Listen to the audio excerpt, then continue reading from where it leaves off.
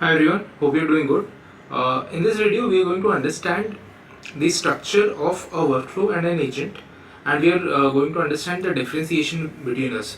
So, since the inception of this ChatGPT era, as it has progressed, so there are different methods of prompting a ChatGPT or training an LLM in the sense to retrieve the best correct answer.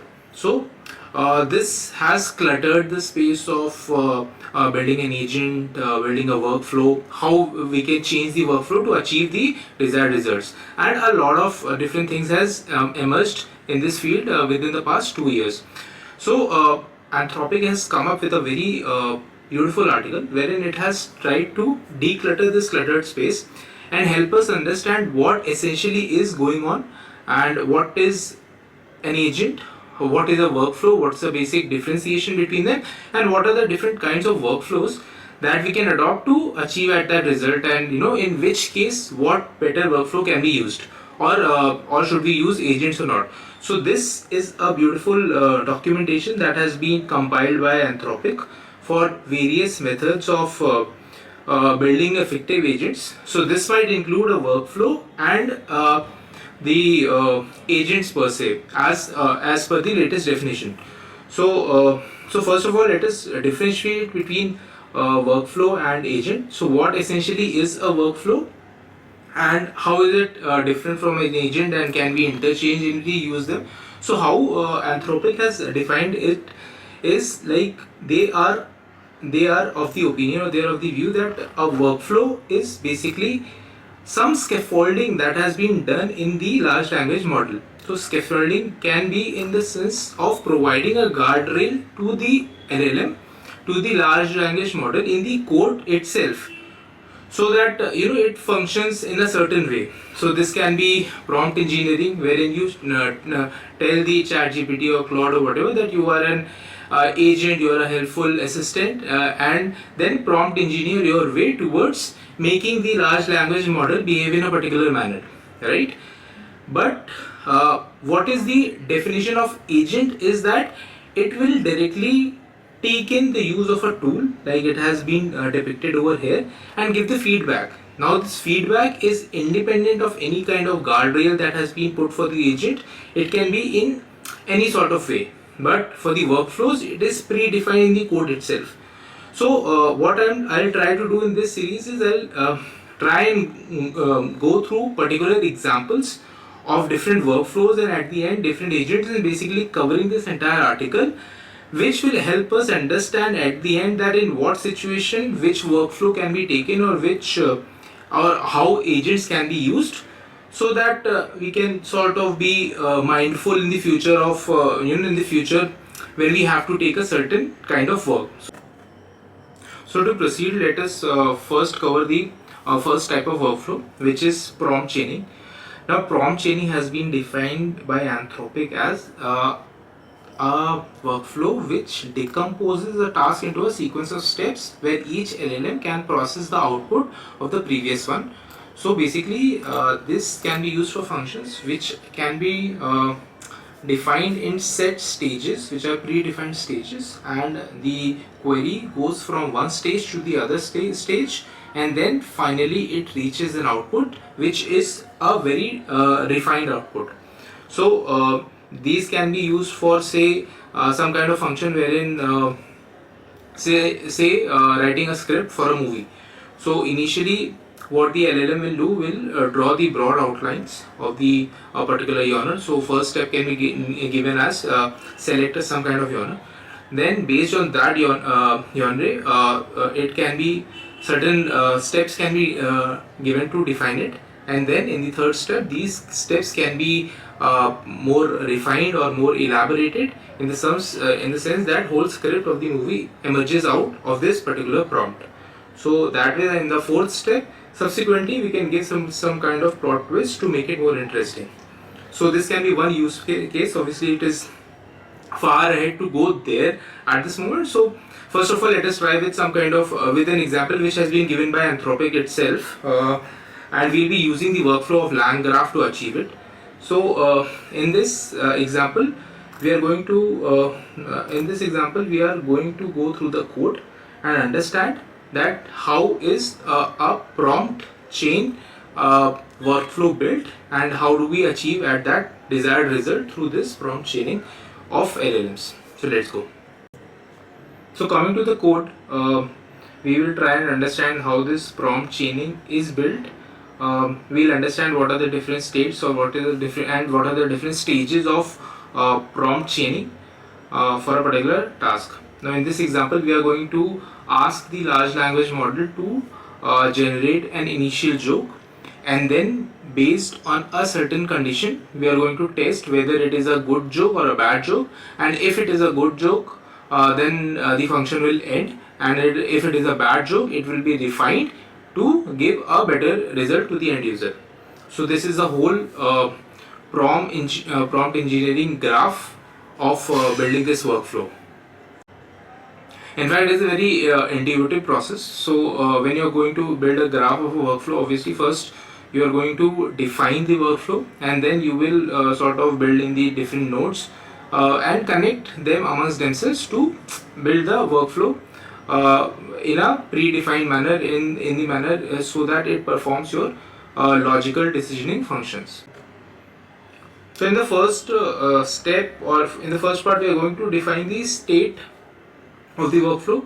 So state is a dictionary, is an arranged dictionary in which the topic is stored, the joke is stored, the improved joke is stored, and final joke is stored. And then we are going to define different functions which are going to form the nodes of the graph.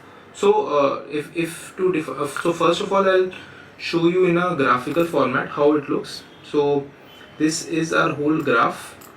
So it will start and then it will generate a joke. It will check for a punchline. If it passes, then it ends. If it fails, then it improves the jokes, and then polishes the joke, and then it is the end of the function.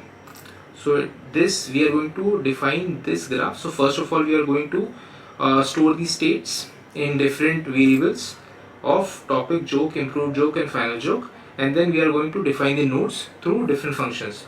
The first function is going to be to generate the joke. So this is the call that we are going to give, write a joke about a state which is topic. So it invokes the function of generating a short joke. Then we come to the function of checking the punchline.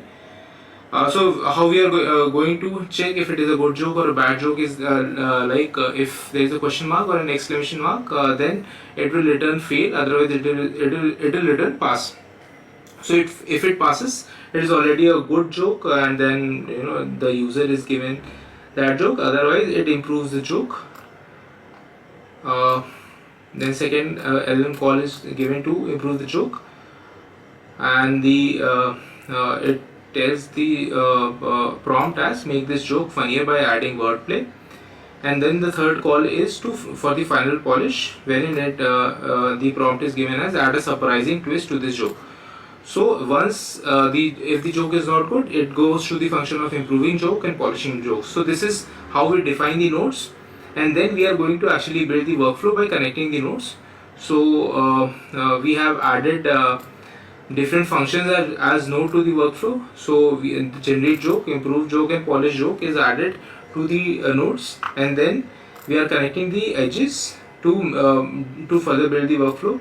So it starts again as per the diagram. It starts, and then start is connected to the generate joke function. Generate joke function is connected then to the check punchline criteria, which again is if it fails, it is the improved joke is invoked. So improved joke is again connected to polish joke, which is then carries us towards the end of the function. So again, to showcase again, this is the graph that we are achieving through this whole setup. Now the workflow is compiled in the fourth part, wherein we give the workflow compile and then invoke the state for the topic, and here the topic is given as cats. So let's try and run this, and then let's see how the result holds.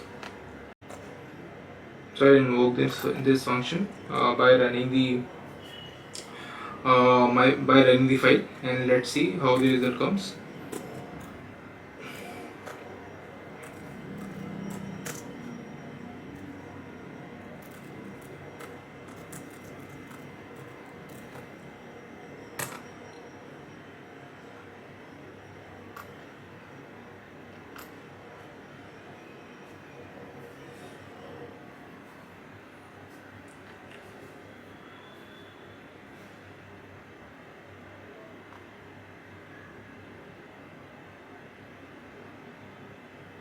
So yeah, the joke that is generated is, why was the cat sitting on the computer?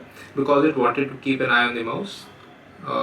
Then the improved joke is given, because it wanted to keep an eye on the mouse and make sure that it didn't bite off more than it could chew. Again, it has sort of improved on the punchline. And then final joke is basically some adding some more context to it or making it better, is because it wanted to keep an eye on the mouse and make sure it didn't bite off more than it could chew. Turns out it was also applying for a job in new IT manager. It's fine. So that is what was generated, and that is how prompt engineering worked in this case. We'll now move on to the next example to understand it for one of our use cases, that how is it that I implemented it.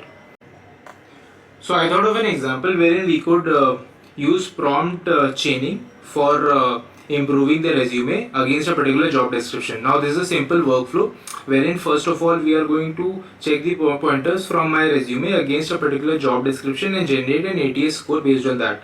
ATS score is an application tracking score, which is the first part of the resume selection or rejection.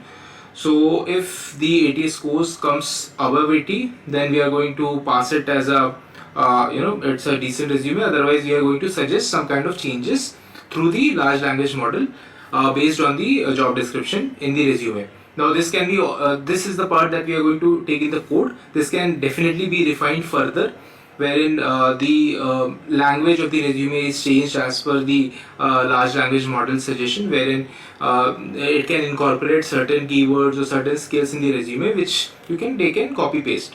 So again, that can be done, but this is the basic building of the this particular sort of prompt chaining example, which will help us in our daily use case. So yeah, let's go through the code for that. So again, first of all, we are going to define the state of the whole process of the whole Langraph. So in the state, it is a dictionary again, where we are going to store the resume text and the job description. Now the resume text will be in a string format, and I'll be entering it over here. So this is the resume text that I have taken down and sort of refined it for the structure from my resume, and the job description I have taken for one of the sites from LinkedIn itself. From the JD it can be extracted, and my workflow is going to compare these two inputs to come up with an ATS score. So this I have told. Also, yes, you can again define this, you can refine the process actually by asking the large language model to read the PDF, that it can also use a tool to read the contents on the PDF and then automatically compare it against the job description. So that process can always be changed. So in the first function, again we are going to extract the resume details and enter it like I showed. Then we are going to match this resume text with the job description. Again the job description has been entered. If the ATS score is generated is greater than, so first of all the ATS score will be generated, and the ATS score will be extracted in the form of numerical, in the form of an integer. Then the ATS score can be checked. By the way, all this code has been shared in the link itself, so you can always go there and check it and clone it for yourself on my GitHub account. The profile has been shared in the comments. Now we are going to define the ATS score. If it is greater than 80, then it is going to pass. Otherwise, some improvements will be suggested in this by the LLM. So we have invoked the function over here that basis the job description suggests improvements to make the resume better. So for the sake of time, I have actually suggested the LLM to the improvement should be one line, but you can always ask for a detailed improvements that can be suggested over here. Then the final output will be generated. So these are the defining the nodes of the workflow, like we talked earlier. Then the workflow will be created by adding these various nodes. Extract resume details, match a job description, check ATS score. So these nodes will be added, and then again the workflow will be created by connecting these edges. The start will be connected to the extract resume detail, which again is connected to the match with job description. Now match with job description is connected to the gate.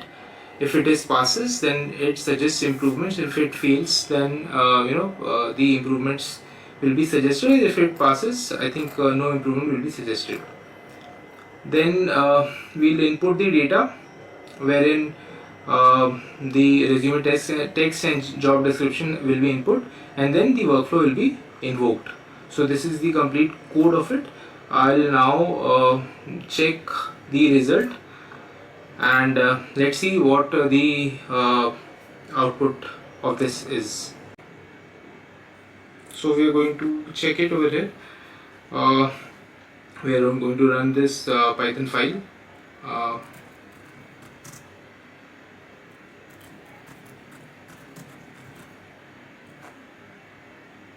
Training1.py. So this is going to take some time over here to for us to get the response. So bear with me.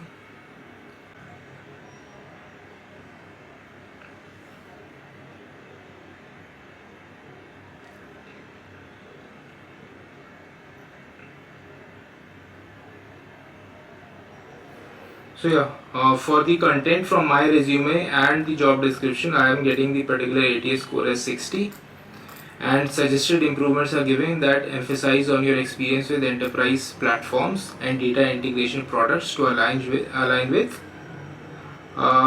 Atlas. Atlan is the company that I am applying for. So I'm getting emphasize on your experience with enterprise platforms and data integration products to align with Atlan's focus on metadata applications. Okay, so it is asking me to emphasize and align my experience more in the direction of Atlan's focus on metadata applications.